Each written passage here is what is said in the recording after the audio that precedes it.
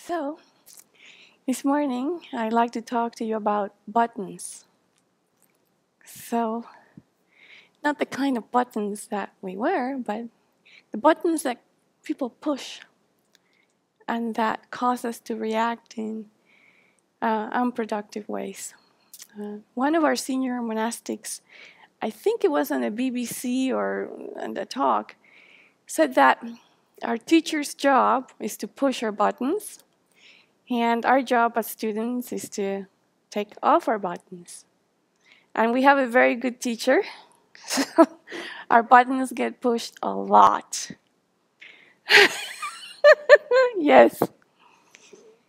So that set me to want to really analyze and get to the bottom of what these buttons are, Because I figured if I'm going to be happy and comfortable, particularly around my teacher, I better get to working on those buttons.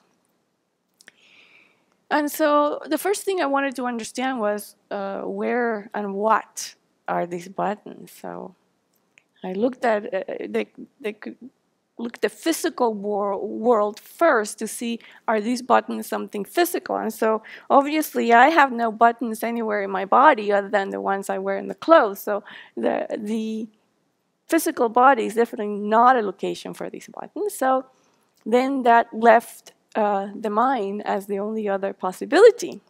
So then these buttons are in the mind, but how can you have a physical button in a non-physical location? So this is definitely a non-physical thing, and it's in the mind. So then what exactly are they? And I began to think about how does it feel when somebody pushes the button? How does it feel? And I said, well, the only thing that I can relate it to is when someone touches a very sensitive part in my body, whether it's a cut, a bruise, a scrape, or a burn. When somebody touches that, I get a reaction that is immediate, that is aversion, pushing away. I feel pain. I feel discomfort. So all of these feelings I could relate to what I was feeling when somebody would push one of these buttons. So there I had a clue that this was, the button represented a vulnerable place in my mind that when contacted by somebody's actions or words provided a reaction of aversion similar to what I experience when someone touches a painful place in my body. Okay, so I had a clue. I had two clues. It's in my mind, and it's something that is vulnerable, and that it reacts to any kind of touch or challenge or confrontation.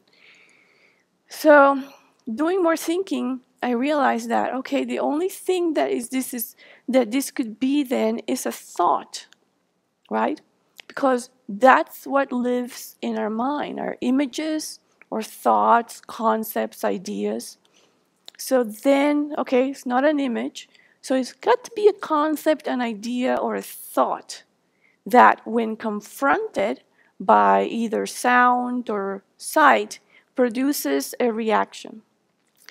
And because it produces a reaction, then I reasoned that this particular thought is a faulty thinking.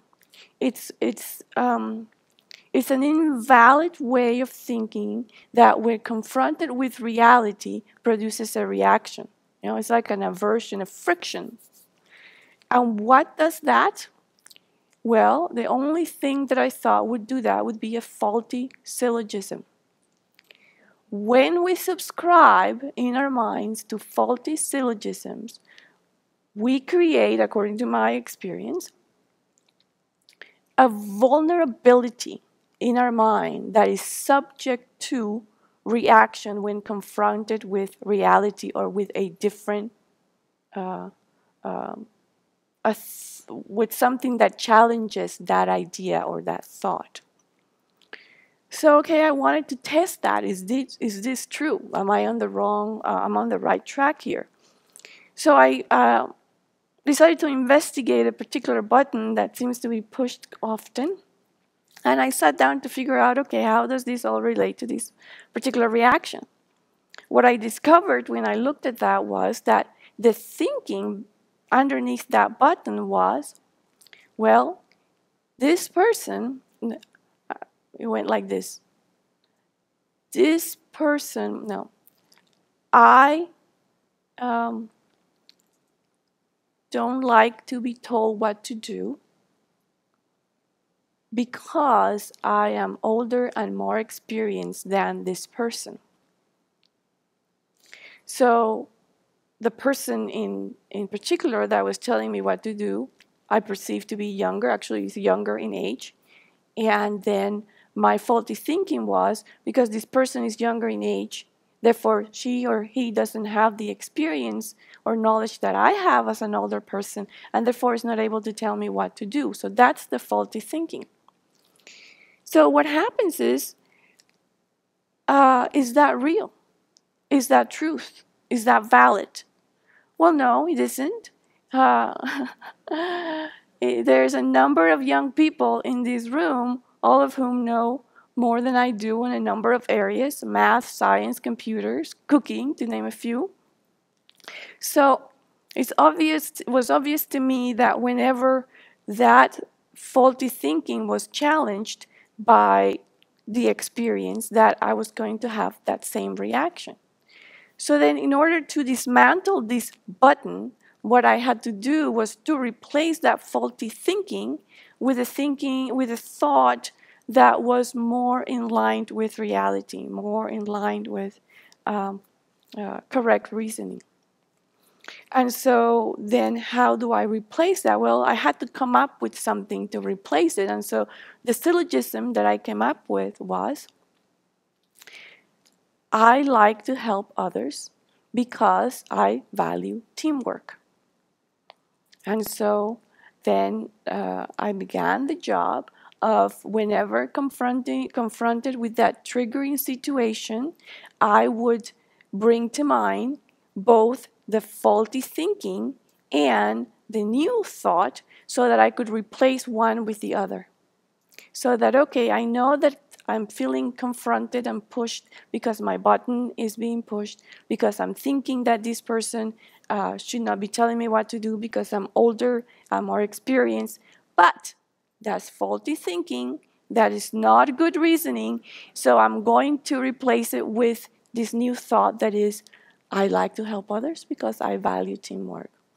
And the more that I keep on repeating this to myself, the more I'm helping to make that shift that would then eventually lead to not having to respond to that button, hopefully, again.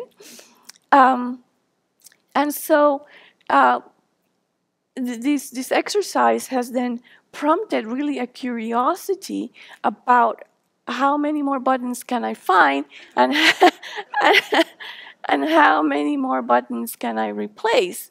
Because I think that it's important to for me to approach it with some level of joy and curiosity and acceptance, rather than judgment and criticism of myself because of having these buttons, because everyone has buttons. And the thing is, we don't even know that these thoughts, these ideas, these concepts are there. We only get to know them when we're confronted, when our buttons are pushed, and when we start thinking, how did I get to this place? How did I come to be reacting in this place? And so if we judge ourselves, if we criticize ourselves, we're not going to want to continue to do that process. So it has to be couched in my thinking with some level of playful curiosity. You know, let's see what I put there so many years ago that I just need to unearth and try to transform or change. And it's also a process of uncovering layers. Because there may be the one idea that be the first one that jumps out, but if I continue to look deeply in that with that analysis, I am sure to find other related concepts that will eventually result in other buttons being pushed, but I haven't yet discovered. So it helps me to identify that tangled web of wrong thinking that produces the confusion, produces the aversion, produces all of those reactions that I definitely don't want to engage in, that are not conducive. So with that kind of approach, I am really hoping to replace my buttons one thought at a time. Thank you.